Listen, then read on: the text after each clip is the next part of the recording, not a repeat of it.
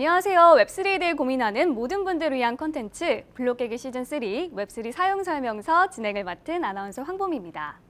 오늘은 넥슨의 블록체인으로 확장시키는 게임 생태계 메이플스토리 유니버스의 황선영 그룹장님 모시고 이야기 나눠보도록 하겠습니다. 안녕하세요. 반갑습니다. 네, 안녕하세요. 저는 넥슨의 메이플스토리 IP를 가지고 NFT 생태계를 만들고 있는 메이플스토리 유니버스 개발을 총괄하고 있는 황선영이라고 합니다. 오늘 와서 메이플스토리 얘기를 좀 많이 하게 될 것 같은데요. 이 자리에서 많은 정보도 드리고 여러분들께 좋은 자리가 될 수 있게 잘 해보겠습니다. 반갑습니다. 네, 반갑습니다. 저도 정말 학창 시절에 이 넥슨의 게임들을 하면서 밤샜던 추억들이 있는데 그 중에서도 이 메이플 스토리는 정말 대중적으로 많이 사랑을 받고 친숙한 게임이잖아요. 메이플 스토리 유니버스, 구체적으로 어떤 새로운 생태계인지 들어볼 수 있을까요? 메이플 스토리는 원래 이제 PC MMORPG로 많은 분들에게 사랑을 받아온 지가 벌써 한 20년이 넘었고요. 전 세계적으로 여기저기 많이 펼쳐져 있는데 저희가 가장 중요하게 생각했던 거, 저희가 그렇게 오랫동안 성공적으로 서비스할 수 있었던 것은 결국 커뮤니티 서비스로서 이 게임 서비스를 바라보고 진행해 왔던 것입니다. 네, 근데 그 커뮤니티 서비스의 그 다음 세대 더 나가는 방향을 저희가 많은 고민과 연구를 하면서 결국 저희가 이 프로젝트를 시작하게 되었고 블록체인 기술의 여러 가지 면모를 보면서 이런 여러 가지 디자인이나 철학이나 기술들이 저희가 이루고자 하는 부분에 큰 도움이 될 것이라는 생각을 많이 해서 이제 저희가 이 프로젝트를 시작하게 되었고 뭐 간단하게 얘기하면 메이플 스토리, 뭐 MMORPG 경험, 게임 경험, 커뮤니티 서비스로서의 차세대 서비스를 지향하고 있는 프로젝트다라고 말씀드릴 수 있겠습니다. 사실 그 메이플 스토리 유니버스를 시작하게 된 것도 어떻게 보면 이제 그 원 IP 이제 메이플 스토리 자체가 이제 성공을 했고 유명했고 했는데 방금 이제 잠깐 말씀하시긴 했는데 이제 커뮤니티성 이런 얘기를 했었는데 그 포함해서 한번 이제 메이플 스토리가 그렇게 성공을 하고 아직까지 이렇게 많은 유저들에게 사랑을 받을 수 있는 그런 비결이나 그 요소가 어떤 건지 좀 설명 주실 수 있을까요?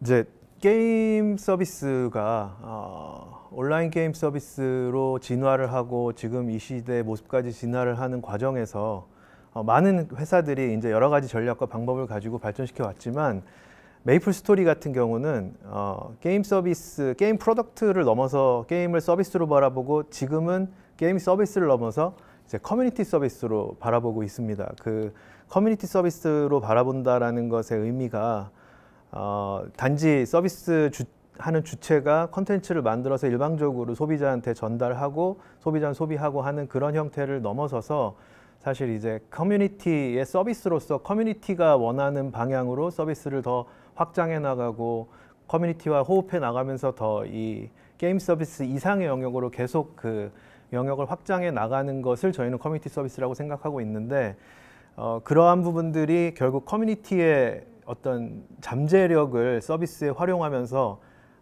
이 게임 서비스의 지속 가능성에 큰 강점, 큰 에너지를 얻고 있다고 생각을 해요.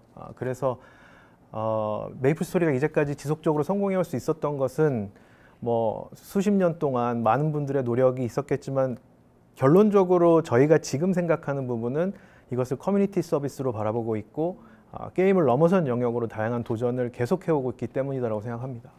이게 말씀하셨던 거에서 그 커뮤니티 서비스가 그냥 제가 메이플 스토리를 접속을 해서 이제 직업을 선택을 하고 뭐 막 몬스터를 때려잡고 하는 거 외에 어떤 걸 더 유저들은 어떤 걸 더 하고 있나요?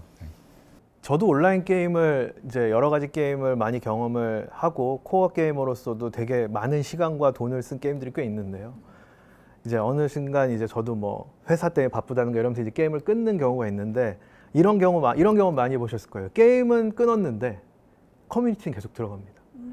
커뮤니티를 끊어야 완전히 게임을 끊는 겁니다. 그러니까 온라인 게임의 경험이라는 것은 게임 개발사가 제공하는 게임 서비스 자체를 코어로 가지고 시작은 하지만 결국 그 게임을 가지고 서로 향유하고 경험을 만들고 서로 공유하고 하는 그 재미의 총합이 게임 서비스의 본질이라고 생각하고요. 지금의 온라인 서비스 본질이라고 생각하고 저희는 그것을 커뮤니티 서비스라고 바라보고 그 커뮤니티가 좀 더 재밌게 커뮤니티 활동을 할 수 있는 여러 가지 활동을 게임 이외의 영역에서도 확장해서 하고 있는데요.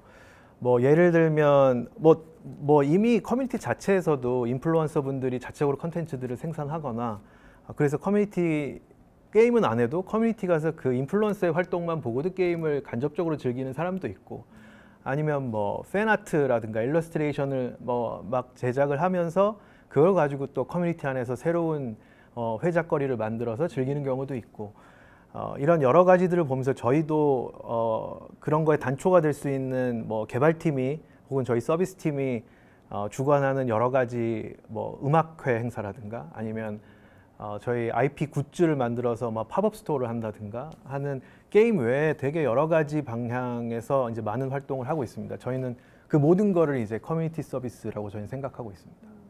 예를 들어서 제가 게임을 더 이상 하지 않지만 그 게임 방송을 계속 봐서 잘하는 플레이어들이 하는 걸 보는 것도 어떻게 보면 게임의 어떤 게임을 즐기는 확장적인 방법이라고 생각할 수 있죠.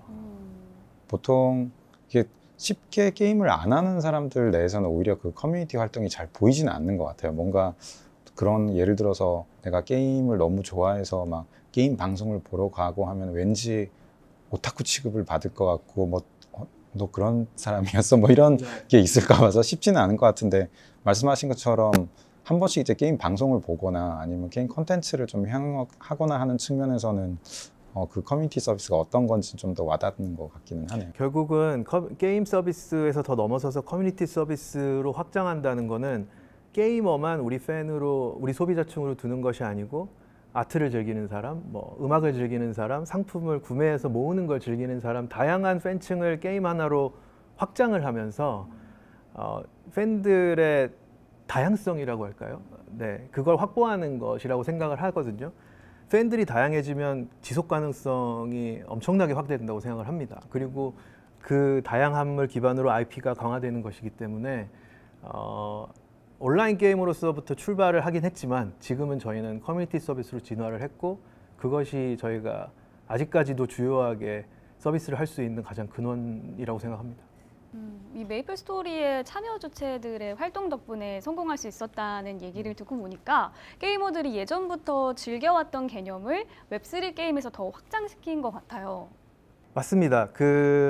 저희가 커뮤니티 활동, 커뮤니티 서비스를 위해서 저희가 직접 하는 여러 가지 액티비티도 있지만 자체적으로 이제 만들어지는 다양한 액티비티들이 있는데요. 저희가 이렇게 볼 때는 저희한테 너무 도움이 많이 되거나 저희가 해도 저거보다는 못할 것 같은데 그 이상을 하거나 하는 그런 되게 포텐셜이 큰 커뮤니티 활동들이 되게 많습니다. 자발적인 활동들이. 그것들이 계속 이어졌으면 좋겠는데 저희는 저희가 그분들과 이렇게 직접적으로 커뮤니케이션 하거나 긍정적인 피드백을 드려서 그분들이 더 그 활동을 지속 가능하게 하는 공식적인 방법이 사실 찾기가 되게 어렵습니다. 그러니까 뭐 갑자기 내가 오늘 메이플 스토리를 해서 너무 신기한 걸 발견해서 블로깅을 막 했는데 저희가 볼 때는 그게 되게 많은 유저들한테 큰 영향을 미치고 되게 좋은 방향으로 이끄는데 저 블로거가 저 활동을 더 하게 하기 위해서 우리는 뭘 할 수 있을까? 사실 별로 없거든요. 오히려 때로는 아예 저희 IP와 어셋을 가지고 새로운 게임을 만드는 분들도 있어요. 저희는 2D 게임인데 한편으로는 우리도 3D 같이 멋진 거 만들었으면 좋겠다라는 생각을 가진 개발팀 분들도 있고 가끔 그런 걸 만들어 보면 어떨까요? 이런 제안도 있는데 가끔 그런 케이스가 실제로 있었습니다. 언리얼 5나 이런 3D 그런 3D 엔진을 활용해서 아예 다른 게임을 만드시는 분도 있었는데 뭐 모딩이라고 표현할 수도 있고 근데 이제 그 부분에 대해서 어디까지 우리가 자발적인 참여와 긍정적인 인플루언스를 주는 커뮤니티 활동으로 인정을 할 거고 어느 선부터는 저작권의 침해라든가 IP의 어떤 보호 차원으로 경계를 지을 것인가 이런 것이 사실 이제 소위 말하는 웹2에서는 되게 한계가 있었고 되게 좀 어려운 부분이 많았어요. 물론 저희 지금 온라인 서비스를 하고 계시는 저희 내부 메이플 스토리 이제 웹2 웨이브 스토리에서도 그 부분을 열심히 아직도 R&D를 하고 계시지만 저는 웹3 블록체인 기반의 이 인더스트리 이 인프라에서 그 부분에 대한 힌트와 그 부분의 어떤 가능성이 보였다라고 생각을 하고 있고요. 그것이 저희가 이 NFT 기반의 메이플 스토리 유니버스를 만들게 된 가장 근원적인 출발 지점입니다. 좀 더 유저들이 자유롭게 뛰어놀 수 있는 공간을 웹3 속에서 지금 만들고 계시는 거네요. 네, 그것이 저희가 지향하고 있는 그림입니다.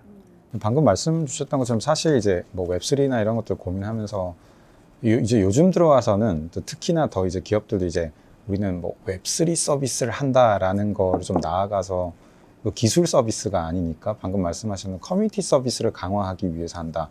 아니면 아까 이제 블로거 케이스로 말씀을 주셨는데 커뮤니티가 더 확장되고 잘 됐으면 좋겠는데 회사가 그걸 더 할 수 있는 게 없다 보니까 어떻게 저 커뮤니티를 모티베이트 할 수 있을까?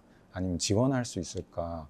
독려할 수 있을까? 이제 이런 고민들을 많이 하시게 되는 그런 출발점에서 어떻게 보면 이런 그 웹3에 대한 고민이나 그 방향 같은 걸 좀 더 고민하셨겠구나라는 생각도 좀 드는 것 같아요. 맞습니다. 저희는 이제 저희 자체를 IP 커뮤니티 서비스를 하는 주체로 저희는 정의를 하는데 커뮤니티를 계속 진화한 커뮤니티 서비스를 개발하고 R&D하는 과정에서 온 스테이지가 저희는 이 스테이지라고 생각을 해요. 네. 그래서 요즘 이제 업계에서 이제 하는 얘기들 중에서 그런 얘기들이 있는 것 같아요. 이제 블록체인 기술이 이제 기존에 이제 이제 게임도 이제 밸류 체인이 있는데 개발이 되고 뭐 처음에 기획부터 시작해서 유저들이 향유하고 커뮤니티까지 나오는 것들이 있는데 기존에 이제 오픈 소스로 이제 가면은 개발자들이 더 열려서 참여를 하는 게 됐다면 이제 게임 생태계 내에서도 컨텐츠 소비나 이제 확장 측면에서 이제 더 유저들이나 소비자들이 이제 들어오는 형태가 이제 웹3로 더 구현이 되고 있다 뭐 이런 얘기를 하는데 그런 맥락에서는 되게 좀 고민이나 그 해결 방향에 대한 게 좀 연결되는 건 있는 것 같아요. 근데 문득 좀 궁금한 게 제가 예전에 그 정말 옛날이긴 하지만 싸이월드 있었을 때 정말 옛날이네. 네. 저는 모르는. 저도 사실 저도 사실 정확히는 기억이 안 나요. 저도 지금 뉴스에서 읽었던 건데요. 거기 보니까 예전에 그 도토리라는 걸 많이 썼다고 하더라고요. 그래서 근데 그 도토리를 하는데 그때 한번 그 싸이월드의 유저들이 실제로 도토리를 모아서 자꾸 본사에 보내는 행동들을 한 적이 있대요. 교환을 해달라. 근데 이제 본사에서 흥미롭게 보면서 한 번은 그 꼬맹이가 보낸 도토리 200개를 산에서 실제로 주운 도토리 200개를 그 싸이월드 내에 이제 200개로 이제 바꿔줬다. 뭐 이런 것도 있었는데 이제 한회성 이벤트로 끝나긴 했었던 거죠. 너무 돌아갔는데 그만큼 회사에서 그 커뮤니티의 활동들을 아젠다를 찾고 싶지만 이제 되게 좀 어려운 길들이 있는 것 같았던 것 같습니다. 또 말씀 들어보니까 이 생태계 내에서 이 참여자들의 기여도가 되게 주요 관건이 될 것 같거든요. 결국은 아까 말씀드렸던 것처럼 커뮤니티 여러 가지 활동들, 물론 저희가 하는 활동들도 있지만 그거는 어떻게 보면 지금 현재 단계의 커뮤니티 서비스라고 생각을 하고 있고 저희가 생각하는 메이플 유니버스에서는 참여자들의 자발적인 참여를 북돋는 방향에서 블록체인 기술이나 여러 가지 NFT 기술을 쓰는 게 관건이기 때문에 그 방향에서 결국 기여를 인정을 하고 그 기여에 대해서 더 이어갈 수 있는 이제 보상이라든가 어떤 그런 인센티브 같은 부분을 잘 설계하는 게 매우 중요하다고 생각을 합니다. 그래서 기여도라는 게 사실은 이제 디테일하게 들어가면 뭐 활동에 따라서 뭐 어떤 사람은 음악을 만드는 사람도 있고 블로깅을 하는 사람도 있고 앱을 제작하는 사람도 있는데 그러면 기여도를 측정하는 기준이나 이런 것들이 되게 제너럴하게 잡기가 매우 어렵고 그런 부분이 있어서 사실 세부적으로 들어가면 되게 복잡한 이제 디자인의 얘기를 드려야 되는데 결론적으로는 저희가 가지는 가장 큰 기준은 메이플 IP에 얼마나 도움이 되었는가입니다. 근데 메이플 IP라는 말 자체도 되게 이제 추상적인 말일 것 같은데 그걸 조금 더 말씀드리면 결국은 저희의 근간은 메이플 스토리 MMORPG인 PC 메이플 스토리를 근간으로 하고 있습니다. 말씀드린 메이플 스토리 유니버스에서도 결국은 메이플 스토리 PC MMORPG를 근간으로 생태계를 확장하는 모델인데 결국 MMORPG라는 게임에서 가장 중요한 부분은 이제 성장을 하는 것이고 그 성장의 재미를 느끼면서 게임을 지속하는 것인데 성장에서는 가장 중요한 부분이 결국 장비로 표현이 되거든요. 물론 성장 초반에는 뭐 게임마다 디자인이 좀 다를 수 있습니다만 초반에는 경험치나 레벨업이 그 사람의 강함을 많이 대표를 해주지만 게임이 어느 정도 후반부로 진입을 하면 얼마나 강한 장비를 얻는가, 그 장비를 얼마나 강화를 했는가, 결국 장비에 많은 것들이 모이게 돼 있고 그 게임의 결론적인 재미는 장비를 얻어서 내가 강해지는 즐거움이거든요. 둘러둘러 왔습니다만 메이플 스토리 IP는 메이플 스토리가 재밌는 이유겠죠. 저는 장비의 획득, 결국 보상 경험이라고 생각을 합니다. 저희는 그걸 리워드 익스피리언스라고 얘기를 하고 있는데 그것이 사실 메이플 스토리 IP의 정수라고 저희 메이플 유니버스에서는 정의하고 있어요. 그래서 보상 경험을 강화해주는 방향으로 제작된 수많은 액티비티들에 대해서는 저희가 기여를 인정하는 그것이 저희가 가지고 있는 가장 베이스 룰이라고 생각하시면 될 것 같아요. 그 템빨이 사실 현실에서도 되게 많은 사람들의 모티베이션인 것 같아요. 뭐 혹시 뭐 아나운서님도 운동 같은 거 하시는 거 있으신지 모르겠는데. 근데 운동 여러 개 하죠. 뭐 헬스도 하고 테니스도 하고. 근데 뭐 계속 꾸준히 하시나요? 하다가 말고. 근데 다시 보통 하고. 하다가 말아도 보통 초반에 이제 제 주변에 그 젊은 주변 분들을 보면 그 시작할 때 일단 템을 다 갖추고 시작을 하더라고요. 그만큼 장비빨 중요하죠. 네, 네. 그래서 그만큼 딱 말씀하신 것처럼 물론 그렇다고 뭐 운동을 하면서 갑자기 뭐 템이 생길 수는 없지만 현실에서는 그만큼 이제 템에 대한 열망이 그 액티비티에 깔려 있는 거는 현실에서 좀 비슷한 것 같기는 하네요.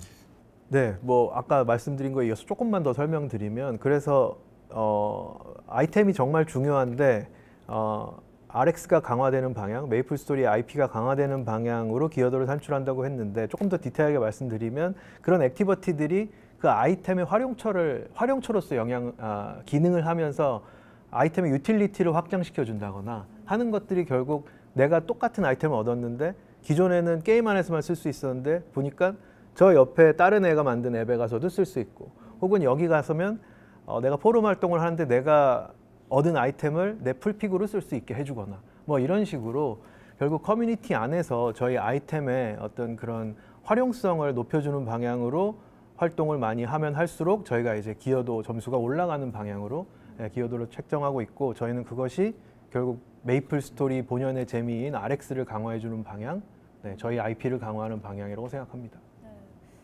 또 얼마 전에 한국의 메이플 스토리에서 닉네임 경매 이벤트가 있었죠. 네. 근데 이게 수천만 원의 닉네임이 낙찰이 될 정도로 경쟁이 굉장히 치열하다고 들었어요. 네, 맞아요. 제가 저도 좀 참여하기엔 참여하셨나요? 너무 나이가 들어가면서 그렇지만 근데 그런 기사들은 봤어요. 네. 실제로 뭐 이렇게 뭐 몇 천만 원에 갔다. 근데 이제 사람들은 이제 그걸 가지고 몇 천만 원이면 말이 되냐 뭐 이런 건. 그러니까 이게 떡볶이가 몇 인분인데 이제 저 같은 사람들은 좀 그렇게 2천만 원, 3천만 원을 주고 닉네임을 한다고?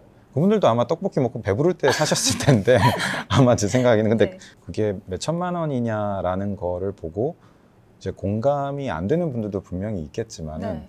이제 몇 천만 원을 누군가 이제 쓰는 분들도 마찬가지로 돈의 가치는 다 각자의 개념으로 가지고 있는 분들이기 때문에 그만큼 이제 그 유저 입장에서는 돈을 쓸 만한 가치가 있는 영역이 분명히 있다라는 측면에서 어떤 이제 계속 말씀하셨던 어떤 IP에 대해서 무언가를 더 할 수 있게 해주는 것, 네. 내가 추구를 했을 때 그게 가능하게 해지는 것에 대한 그런 서비스들은 시장성이 되게 클 수 있겠다라는 네. 생각은 하고 있습니다. 그래서 덕분에 이 웹3 버전의 메이플 스토리에 대한 기대가 더 커지는 것 같아요. 그런데 이 메이플 스토리 N은 기존 메이플 스토리와는 어떤 차이점이 있을까요? 네, 메이플 스토리 N이라는 게 이제 아까 말씀드린 메이플 스토리 유니버스 안에 결국 코어가 되는 메이플 스토리 MMORPG PC 버전이 있을 거고 그것을 저희는 메이플 스토리 N이라고 부르는데요. 기본적으로 메이플 스토리 N은 기존의 메이플 스토리와는 다르게 결국은 아이템 수량 제한 디자인이 들어가 있습니다. 그래서 저희는 그걸 다이나믹 리워드라고 부르는 시스템이 있는데 모든 아이템이 종류별로 총 몇 개까지만 배포될 것이다가 사전에 다 정의가 돼 있어요. 네, 그래서 뭐 저희가 30년을 서비스할지 50년을 더 서비스할지 모르겠습니다만 하여튼 그 총 기간 동안 배포될 아이템 수량이 미리 정의가 돼 있고 주간 단위로 뭐 A라는 아이템은 총 10개만 나와야 되고 B라는 아이템은 총 100개만 나와야 되고 이런 식의 주간 단위로 또 모든 아이템 종류별로 그 주에 나올 수 있는 아이템 개수가 한정이 돼 있어요. 복잡하게 말씀드렸습니다만 그 플레이어 입장에서 볼 때는 아무도 찾지 않는 아이템은 언제든 가서 파밍을 하면 얻을 수 있는데요. 모두가 좋아하는 아이템은 초기화 될 때 빨리 가서 내가 얻지 않으면 이번 주의 할당량이 다 끝나버리는, 네, 그래서 뭐 마치 오픈런이나 재고가 떨어지는, 네, 그런 식의 플레이가 이루어지지 않을까라고 생각을 하고 있고, 그것이 결국은 그 아이템이 무분별하게 막 작업장이라든가 이런 데서 뭐 발행이 돼서 생산이 돼서 유저들한테 마구 뿌려져서 결국 내가 가진 아이템이 너무 흔해져서 이거 가진 재미가 없어진다. 이건 이제 저희가 생각하는 RX를 내리는, RX를 안 좋게 만드는 것이기 때문에 메이플 스토리 N은 근본적으로 아이템 수량이나 어떤 발행 규칙, 생성 규칙 자체가 타이트하게 쪼여져 있어서 메이플 스토리 웹2 버전이랑 비교하면 조금은 빡빡하고 조금은 하드한 플레이가 예상이 되는 메이플 스토리라고 할 수가 있을 텐데요. 대신 이제 아이템 한 번 얻을 때마다의 즐거움은 메이플 스토리 원래 버전보다는 좀 더 클 것이다. 그리고 저희는 그게 이제 RX가 강화되는 방향으로 생각하고 있고요. 현실에서도 이 한정판이라고 하면은 소장 욕구가 더 올라가잖아요. 가지고 싶고. 그런 RX가 확실히 올라갈 것 같긴 해요. 근데 뭐 현실에서는 막 백화점 앞에서 막 진치고 막 밤새고 이래야 되는 거 집에 있어 해도 되니까 좀 나을 수는 있겠네요. 네. 근데 얘기하시면서 그냥 문득 든 생각이, 그게 만약에 제한된 수량이 이번 주에 다 풀렸다라고 하면은 근데 유저들이 이번 주 할당량은 다 끝났구나를 알 수가 있는. 네, 그런 부분들은 이제 블록체인 상으로 다 정보가 공개가 될 것이고요. 네, 좀 디테일입니다만 어떤 것들은 미리 다 가져가면 끝나는 게 있고, 또 어떤 아이템들은 그 주 동안 열심히 치열하게 경쟁을 해서 마지막에 어떤 평가의 과정을 거쳐서 당신한테 나눠주는, 그러니까 선정산, 후정산 이렇게 부르는데 두 가지 시스템이 아이템의 뭐 희귀도라든가 이거에 따라서 이제 다르게 배치가 되고요. 긴장감을 놓치지 경쟁이 않게. 더 힘들어지는 것도 있고 좀 더 유연해지는 것도 있고 그럴 수는 있겠네요. 네. 그리고 뭐 한편으로는 사실은 이제 저희 메이플 스토리 원래 온라인 버전을 서비스 해봤을 때도 뭐 물론 밸런스 조정을 해서 그걸 항상 조율을 합니다만 인기가 별로 없는 지역이라든가 이런 쪽은 아무도 안 가게 되고 결국은 유저들이 가장 꿀 패스라고 하는 그런 이제 정답의 패스 위주로 이제 보통 플레이를 많이 하는데, 개발하는 입장에서는 다양한 필드나 다양한 몬스터를 다양하게 즐겨 주셨으면 하는 생각이 항상 있었었는데, 메이플 스토리 N에서는 아마도 아무도 안 가는 데는 아이템들이 쌓여 있겠죠. 저는 예전에 메이플 스토리 했었을 때 저는 그렇게 막 공부를 하면서 하질 않았어가지고 정보를 이용하지 않아서 늘 확률이 낮았던 것 같아요. 그래서 늘 아무도 없는 데 가면, 던전 같은 데 가면 나 혼자 왔으니까 대박 나겠는데 라고 생각했지만 사실상 안 온 이유가 다 있었던 그런 거였구나. 네. 근데 저희 N에서는 실제 큰 획득을 할 수 있을 겁니다. 정보 싸움이 결국은 경쟁이 치열한 곳에서는 그만큼 좋은 아이템을 얻을 확률이 떨어지고 경쟁이 낮은 곳에서는 그래도 좋은 아이템을 얻을 확률이 커지니까요. 결국 그것들이 조금은 더 게임을 다양하게 즐길 수 있게 하는 방향으로 또 대표님에게 최적화된 아니요, 저는 현실에서 빡세기 때문에. 근데 문득 든 생각이, 길드 같은 거에서도 이런 뭐 길드에서 이제 그냥 모으는 게 아니라 길드 뭐 정보 특기 모집합니다 뭐 이럴 수도 있겠네요. 그렇죠. 네.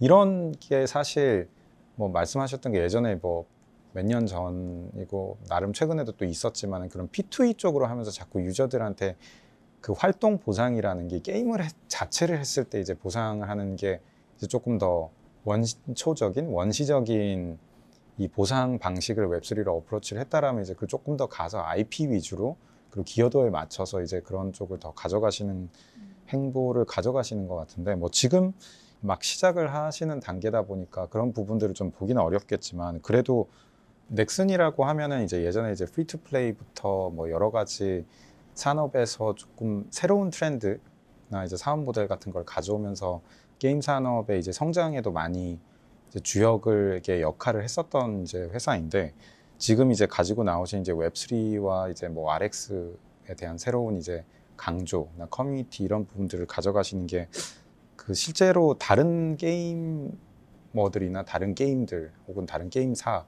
같은 그런 게임 산업에도 전체적으로 좀 영향을 많이 줄 거라고 보고 계실까요?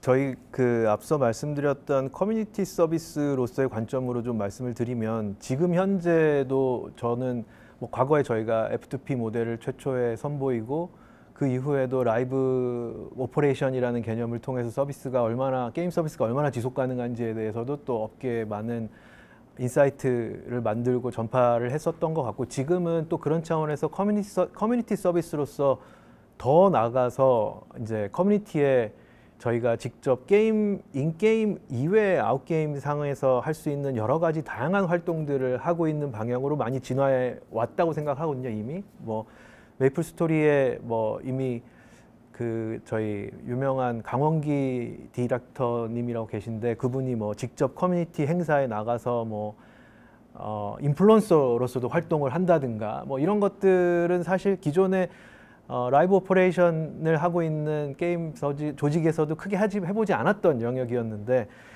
개발팀들이 직접 나서서 게임 그 커뮤니티와 직접 소통을 하는 일을 더 많이 만든다든가 아니면 음악회를 연다든가 뭐 팝업 스토어를 한다든가 이런 여러 가지 활동으로 이미 게임 서비스가 저렇게까지 확장될 수 있구나라는 모델을 많이 보여주고 있다고 생각을 합니다. 그런 측면에서 커뮤니티 서비스로서의 많은 진화를 하고 있는데 저희 프로젝트는 거기서 더 나가면 뭘까에 대한 부분에 초점이 맞춰져 있고요. 저희가 주체가 돼서 커뮤니티 서비스를 주도하고 하는 걸 넘어서서 커뮤니티 자체가 더 왕성하고 활동적으로 활동할 수 있게 하는 시스템은 무엇일까? 좀 더 근본적인 자생력, 그 커뮤니티의 잠재력을 더 100% 활용해서 그 다음 세대의 커뮤니티 서비스란 무엇일까라는 부분에 대해서 저희 프로젝트가 가장 집중하고 있는 부분이고요. 그런 부분에서는 게임 서비스를 하시는 업체들이나 뭐 웹3 게임이든 웹2 게임이든 많이 관심들을 가지고 다양한 전략들을 고민하고 계실 거라고 생각을 하는데 저희는 이 방향으로 지금 방향을 잡고 진행하고 있는 것이고 사실 얘기를 들어보면 되게 비슷한 방향으로들 생각을 또 많이 하시는 것 같기도 해요. 그래서 이게 지금 시대가 원하는 방향이 실제로 또 이런 부분이 있구나라는 걸 체감하기도 하고 네, 뭐 그렇습니다.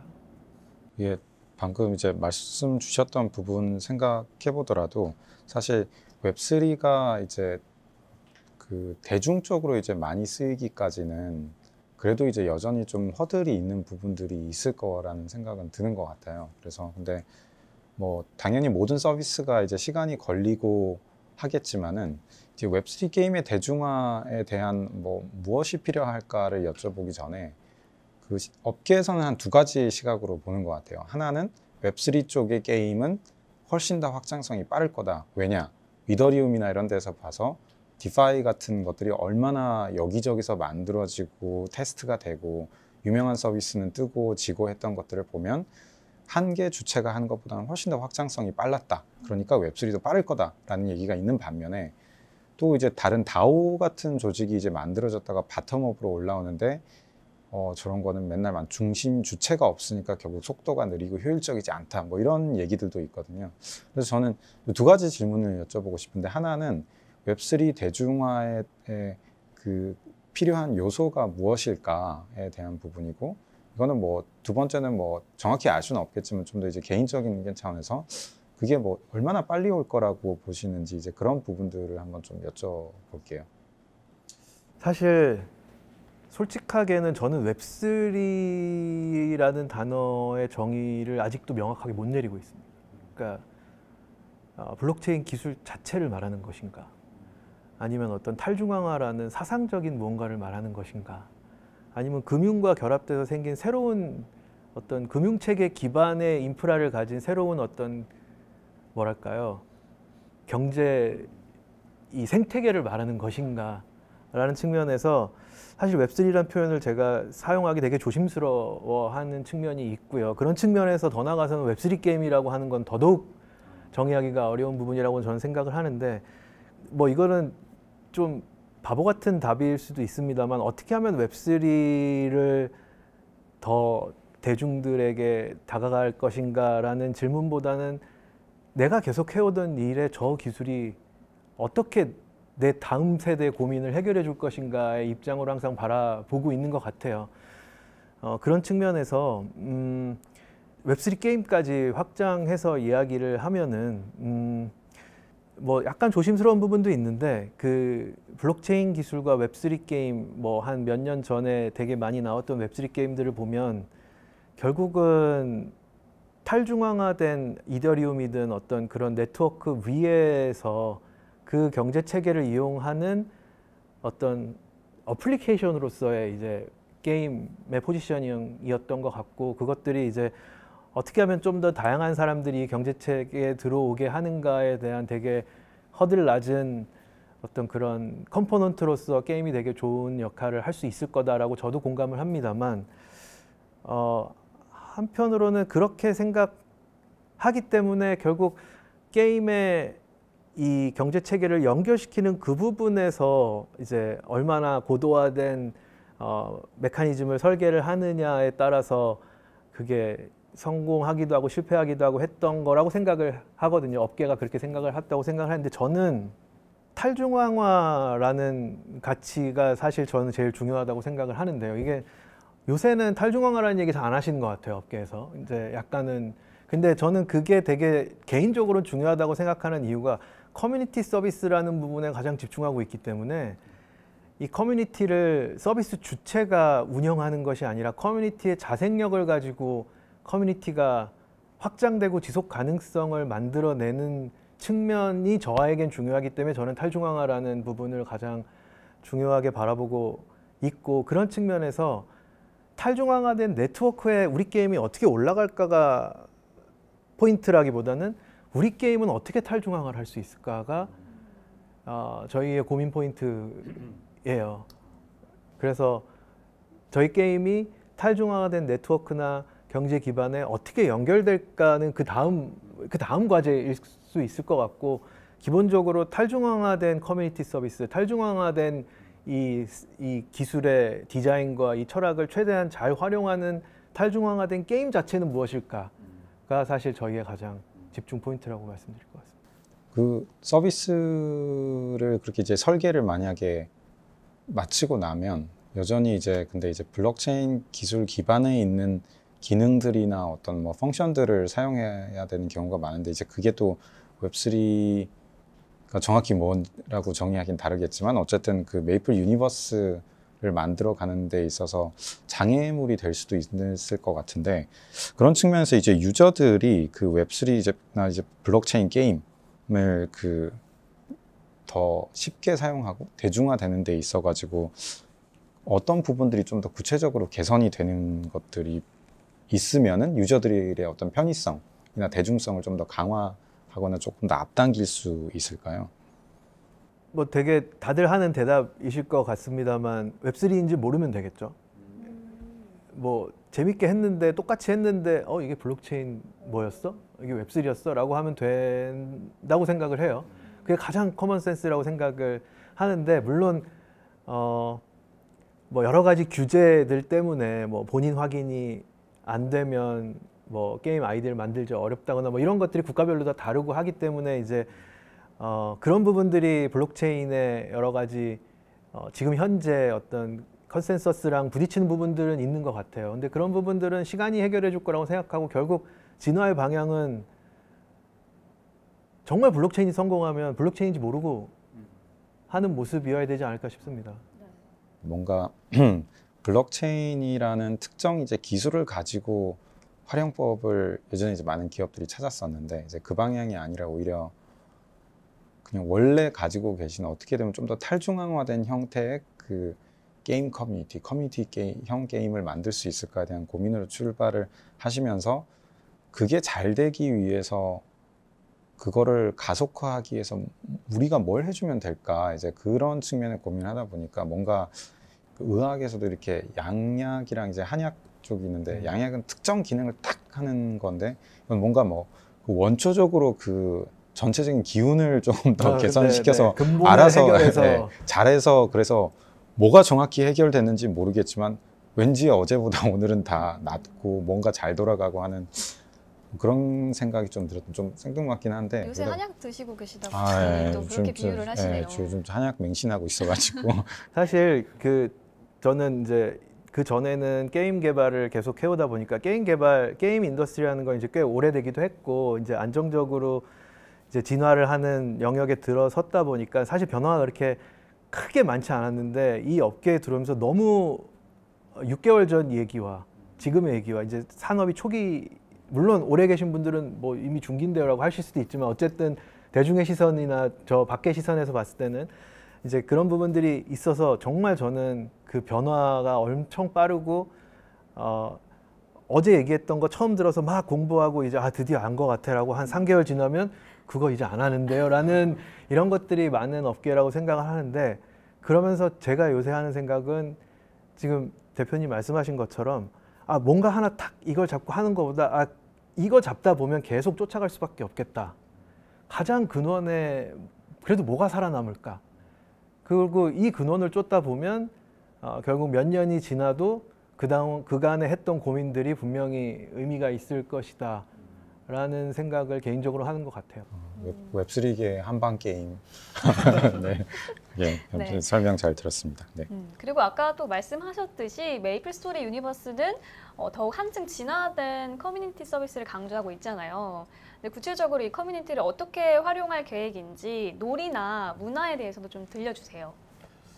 메이플 스토리 유니버스에 아까 메이플 스토리 N이라고 해서 게임이 메이플 스토리 온라인 그 MMORPG가 들어간다고 말씀드렸는데 그거와 동시에 몇 가지 컴포넌트들이 더 들어갑니다. 그래서 메이플 스토리 N 월드라는 컴포넌트가 하나 들어가고 메이플 스토리 N SDK라는 컴포넌트가 또 들어가는데 메이플 스토리 월드는 이미 지금 서비스하고 있어요, 넥슨에서. 그래서 메이플 스토리 IP를 가지고 다양한 유저 창작 게임이나 앱을 만들 수 있는 플랫폼입니다. UGC 플랫폼이에요. 그래서 지금 이미 메이플 스토리 월드라는 이름으로 서비스를 하고 있고요.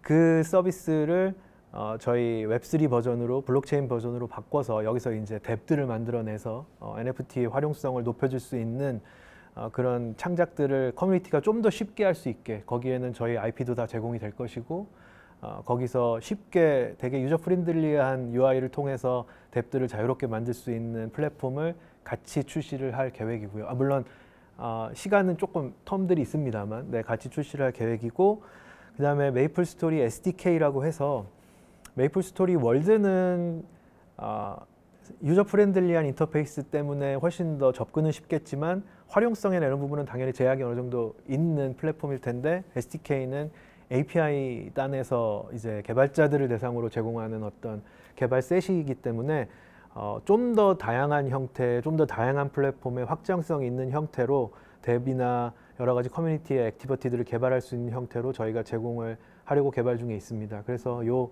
두 가지 컴포넌트가 기본적으로 같이 유니버스 안에서 제공이 되면서 커뮤니티가 좀 더 저희 IP 어셋들을 쉽게 자유롭게 활용을 해서 액티비티들을 생산해낼 수 있게 할 것이고요.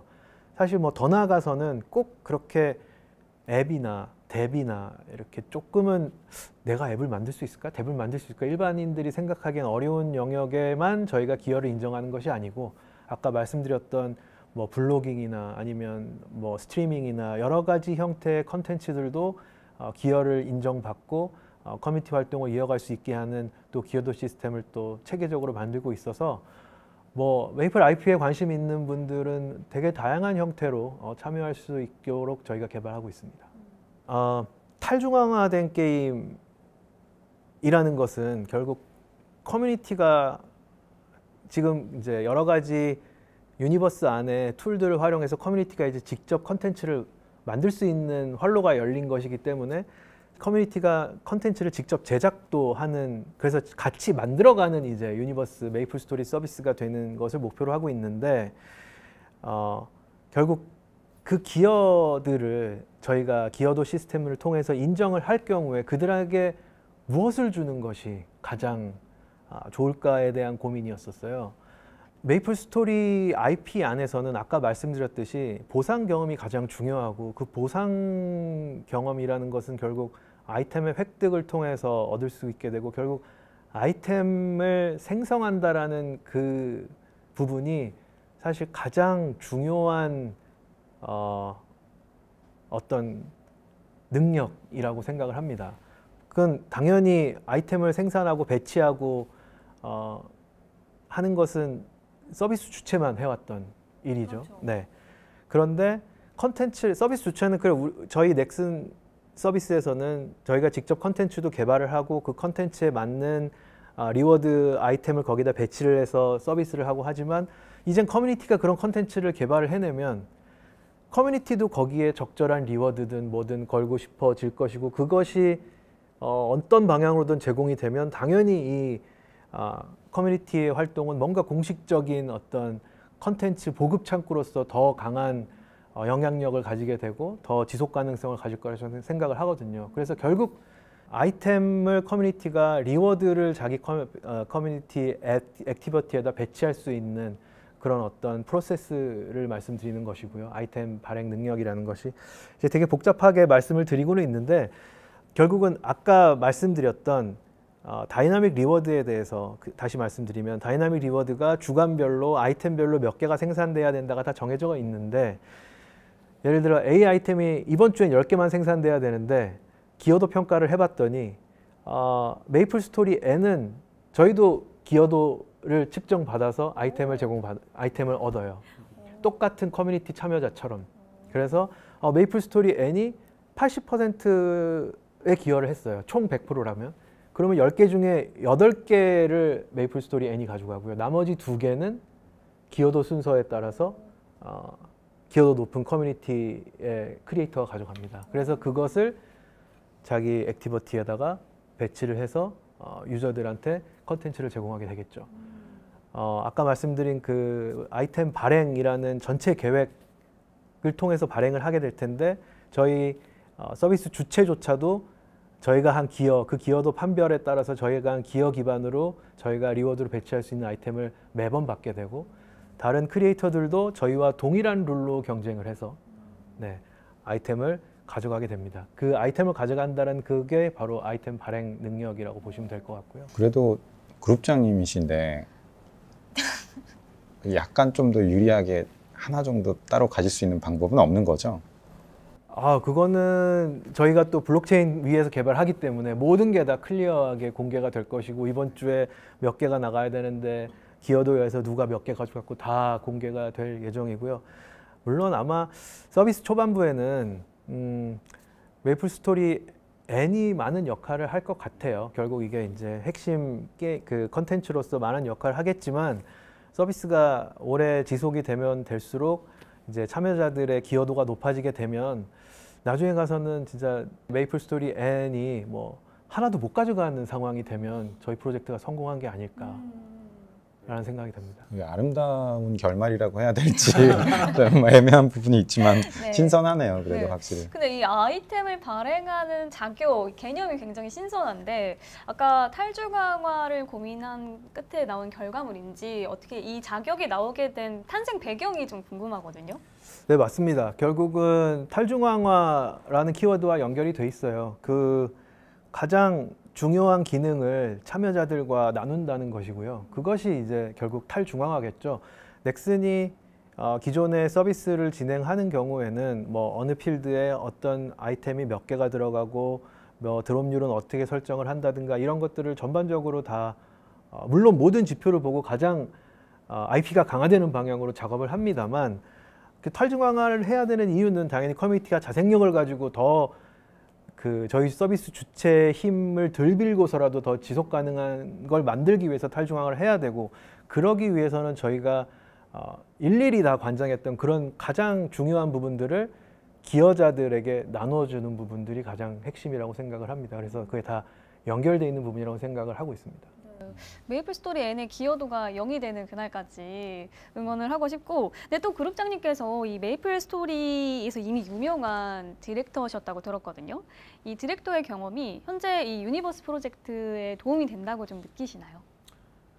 아주 많이 됩니다. 네, 또 커뮤니티 얘기일 텐데요. 사실은 가장 중요한 도움이 어디서 되냐면 제가 경험했던 메이플스토리 개발팀에서의 그 경험이 뭐 게임의 디테일을 얼마나 기억하고 있고 알고 있고라기보다 그 커뮤니티의 감성이 어떻다라는 부분을 제가 이렇게 이해하고 있는 부분들이 가장 중요한 부분 같아요. 결국은 그 게임 서비스를 이해한다는 거는 어떻게 보면은 이 게임의 스펙이라든가 기획이라든가 개발 측면에서 이 게임이 어떻게 이루어졌는가를 잘 이해하고 있다라고 생각할 수도 있지만 온라인 게임 같은 경우는 물론 나오자마자 한 6개월, 1년까지는 게임이 처음에 기획된 대로 커뮤니티들이 많이 반응을 하면서 커뮤니티가 생기겠지만 일단 그게 지나가고 나면 커뮤니티가 원하는 방향으로 게임은 돌아가게 돼 있거든요. 결국은 그래서 그 게임 서비스를 이해한다라는 거의 가장 중요한 부분은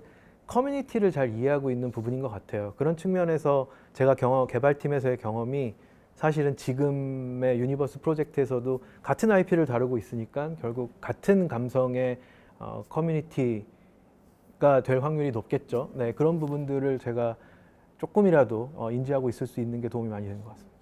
사실 이제 웹3 쪽 얘기하면서 이제 다른 많은 기업들도 뭐 산업 뭐 특정 영역을 따질 거 없이 뭐 예전에는 이제 토큰 발행 위주로 이제 고민을 하다가 이제는 뭐 커뮤니티 서비스 이런 걸 고민을 많이 하는데 딱 말씀하셨던 것처럼 아, 커뮤니티 서비스구나.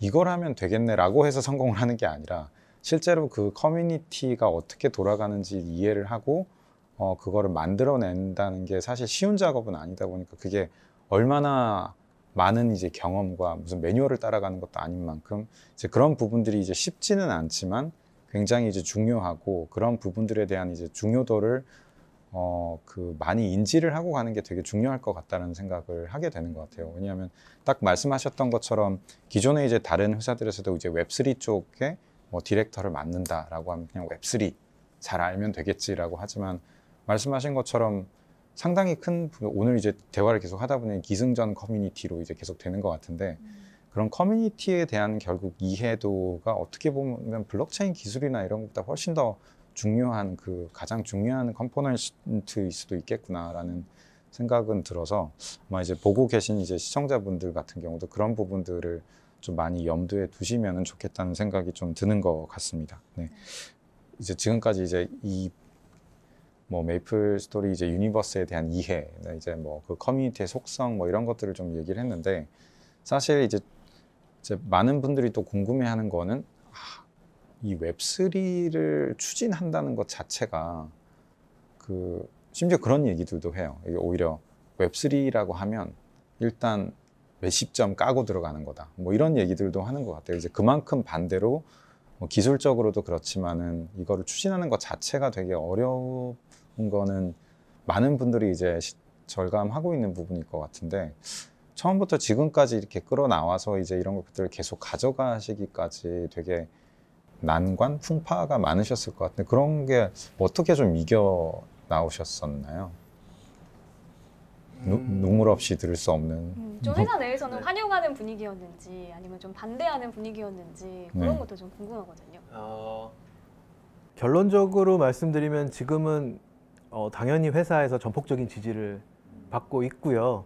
근본적으로는 전폭적인 지지를 받으나 이제 이 개발을 진행하면서 여러 가지 일들에 대해서 되게 민감하게 접근할 수밖에 없는 또 인더스트리인 거는 같아요. 그래서 하나하나 전에 맞닥뜨려 보지 않은 여러 가지 일들에 맞닥뜨리고 있습니다. 전에는 뭐 개발만 신경 쓰면 됐지만 여기는 개발뿐만 아니라 뭐 그냥 회사 전체적으로 다루는 모든 영역에 대한 이해나 뭐 허들이나 이런 것들이 발생하는 부분이라서 사실은 진행이 매우 제 개인적인 입장에서 매우 어렵습니다만 회사 차원에서 어쨌든 이 블록체인과 저희 게임 서비스의 결합에 대한 비전은 명확하게 긍정적으로 바라보고 있고 장기적으로 접근하는 어떤 긴 어떤 롱텀으로 이 부분을 바라봐 주시고 계시기 때문에 회사 안에서 그런 부분 때문에 저희가 그래도 그 모든 난관들을 어떻게든 이겨나가면서 할 수 있는 것 같아요. 근데 막말로 좀 신경 써야 될 게 많은 회사일수록 회사 자체에서의 확신이 얇으면 진짜 어렵겠구나.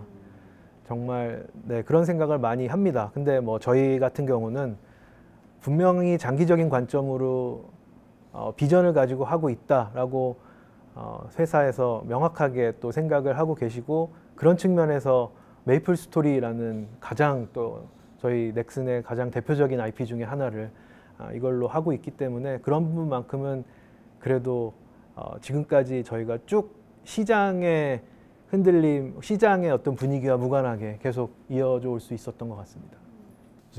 말씀하신 것처럼 이렇게 게임 쪽도 마찬가지인 회사에서 이런 거 한 분들 얘기를 들어보면 그런 고충이 있더라고요. 이게 내가 뭐 특정 뭐 게임이면 게임 생태계를 만들려고 했더니 과정에서 회사 생태계를 이해하게 됐다. 뭐 이런 얘기를 하는 분들도 있는 것 같고, 규제 전문가가 되어가고 있다. 뭐 이런 얘기들도 있는데, 참 저도 이제 이쪽 업계에서 지금 뭐 있었지만은 참 공감되는 얘기인 것 같고, 근데 아까 말씀 주셨던 이제 회사의 이제 전폭적인 지지가 제가 생각엔 처음부터 나오진 않았을 것 같아요. 근데 그게 어떻게 뭐 다른 이제 넥슨의 문화가 그런 것들이 있나요? 뭔가 조금 더 처음에 이해가 안 되거나 낯설거나 좀 뭔지 잘 모르겠더라도 증명하는 과정을 당연히 거쳐 나오셨을 텐데, 이게 그 내부적으로 그래도 그런 부분들을 조금 더 장려하는 문화나 이런 것들이 좀 있어서 그게 수월하다고 느끼셨던 부분도 있을까요?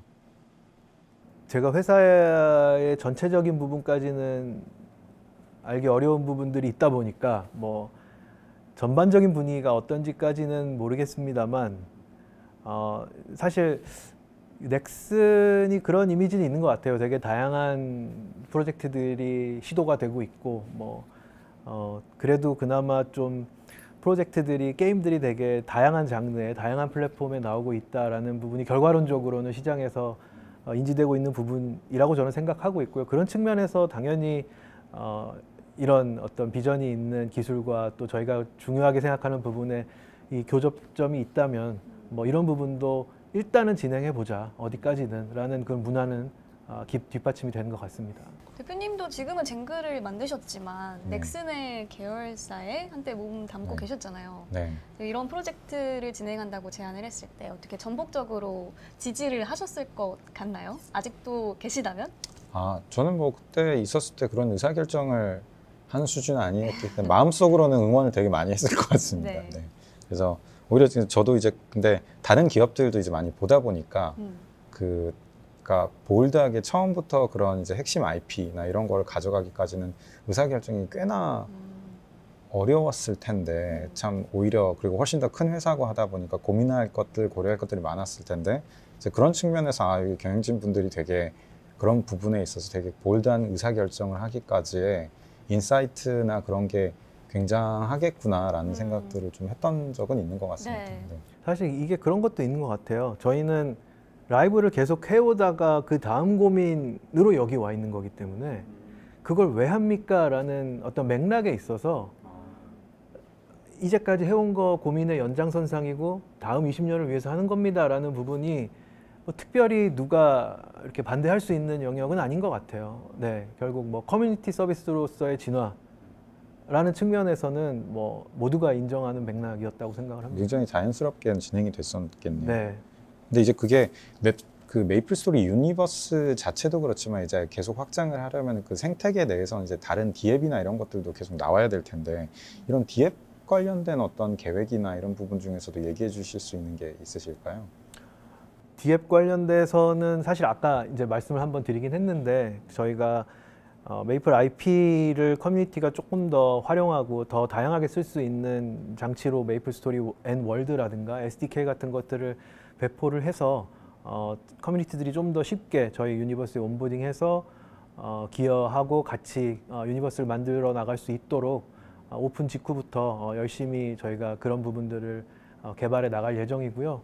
뭐 그 외에도 아까 또 말씀을 드렸습니다만 꼭 뭔가를, 그러니까 꼭 앱이든 탭이든 뭔가를 만들어야 되는 것 이외에도 다양한 형태의 이제 좀 더 자유로운 액티비티들을 인정할 수 있는 방향으로 저희가 기여도 시스템들을 확장해 나가면서 네, 그런 부분들을 키워 나갈 생각입니다. 또 그리고 모든 프로젝트들이 공통적으로 말하는 것이 있죠. 바로 지속 가능성인데 메이플 스토리 유니버스는 이 지속 가능성을 위해서 어떤 전략을 생각하고 있는지도 궁금해요.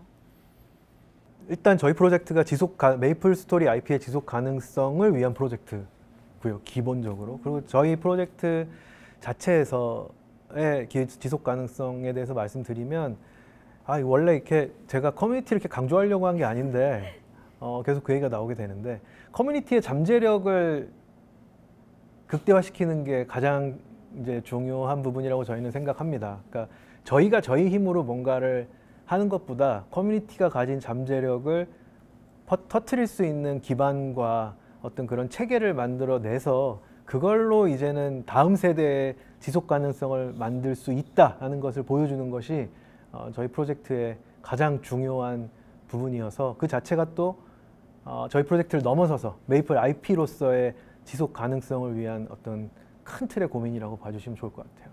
왠지 방송 마치고 이제 돌아가시는 길에 커뮤니티가 이렇게 중요했었나라는 생각을 하실 수도 있겠네. 네, 커뮤니티. 네, 아무튼 근데 오히려 그 커뮤니티 자체에 대해서 모호하게 좀 와닿았던 분들은 저도 마찬가지고 좀 말씀을 이렇게 들으면서 조금 더 와닿았던 것 같아요. 이게 커뮤니티라고 하는 게 막상 그냥 누군가 그냥 모여서 무언가를 한다라고 했는데, 이제 그게 어떤 식으로 모이게 되고 어떻게 영향을 주는지에 대해서는 오히려 좀 잘 모르시는 분들한테는 오히려 충분히 강조가 되지 않았나라는 생각은 드는 것 같습니다. 근데 이 메이플 스토리 유니버스는 글로벌 타겟이잖아요. 그렇다면 한국은 포함되지 않나요?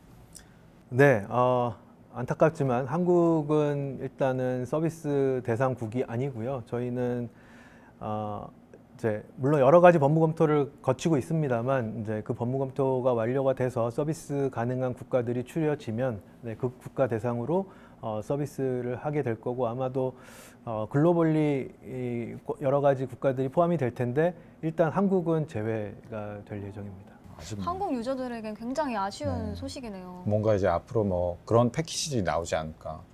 그 일본 게임방 가서 메이플 스토리 유니버스 2박 3일 아니 2박이 없죠. 무박 3일 뭐 이런 패키지들이 나올 수 있잖아요. 잠을 안 자고 게임하니까요. 네. 근데 어쨌든 그런 부분에서는 사실 이제 규제 부분은 워낙 이제 예측을 하기가 어려운 부분도 있고, 또 저희가 모르는 부분에 대한 고려도도 많이 있는 것 같아서 그냥 솔직히 업계에서는 그냥 어서 잘 검토가 돼서 해결이 되었으면 좋겠다라는 생각으로 그냥 기다려봐야 되지 않을까라는 생각입니다. 한국 메이플 스토리 유저로서 한국에서도 만나볼 수 있는 날이 있었으면 좋겠네요. 네, 맞습니다. 끝으로 이제 앞으로 공개될 프로젝트에 대해서도 좀 들려주세요. 네, 그래서 뭐 이제까지 말씀드린 것들을 열심히 개발하고 있고요. 저희 계획으로는 내년 중에는 메이플 스토리 유니버스의 실체를 글로벌리하게, 물론 안타깝지만 한국은 아마 제외가 되겠습니다만 글로벌리하게 선보일 수 있는 것을 목표로 지금 열심히 개발하고 있습니다. 그리고 그 전에도 저희가 여러 가지 메이플 스토리 온라인의 그 게임 자체를 그대로 들고는 오지만 기본적으로 블록체인 위에 올라가는 부분이라든가 아이템 관련된 근본이 달라지는 부분들이 또 있기 때문에 거의 새로운 게임이 될 거라고 저희는 생각을 하는데, 그런 부분 관련해서 또 대유저 테스트를 몇 차례 또 할 수 있는 기회가 아마 있을 것 같습니다. 그래서 어쨌든 뭐 열심히 준비하고 있고, 내년에는 좀 더 완성된 모습으로 실체를 가지고 한번 찾아뵐 수 있을 것 같습니다. 네, 기대해 보겠습니다. 혹시 마지막으로 덧붙이고 싶은 말씀 있으실까요? 네, 오늘 이렇게 초대해 주셔서 또 편한 자리 마련해 주셔서 저도 저희 프로젝트에 대해서 쭉 상세하게 말씀드릴 수 있었던 자리였던 것 같고요. 저도 제가 이렇게 말씀드리면서 정리가 되는 것 같아가지고 저한테도 의미 있는 시간이었습니다. 커뮤니티만 너무 많이 말씀드린 것 같은데, 네, 뭐 하여튼 그만큼 중요했던 것 같네요. 돌아가서도 더 고민하겠습니다. 그리고 저희 이제 개발을 계속 진행해 나가는데 계속 같이 하실 분들 열심히 계속 찾고 있습니다. 계속 모으고 있고, 저희가 여러 가지 형태를 통해서 공고도 많이 올리고 안내도 많이 드릴 예정이니까 저희 메이플 스토리 관심 있으신 분들 열심히 트랙해 주시고 지원도 많이 해주시고 관심 보여주셨으면 좋겠습니다. 감사합니다. 네, 좋습니다.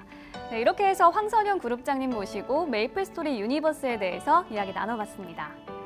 블록 깨기 시즌3 웹3 사용 설명서, 구독과 좋아요, 댓글, 질문으로 참여해 주시면 웹3에 대해서 더욱 상세한 정보 얻어가실 수 있으니까요. 많은 관심과 참여 부탁드리겠습니다. 그럼 다음 시간에 뵙겠습니다. 감사합니다. 수고하셨습니다. 고맙습니다. 수고하셨습니다.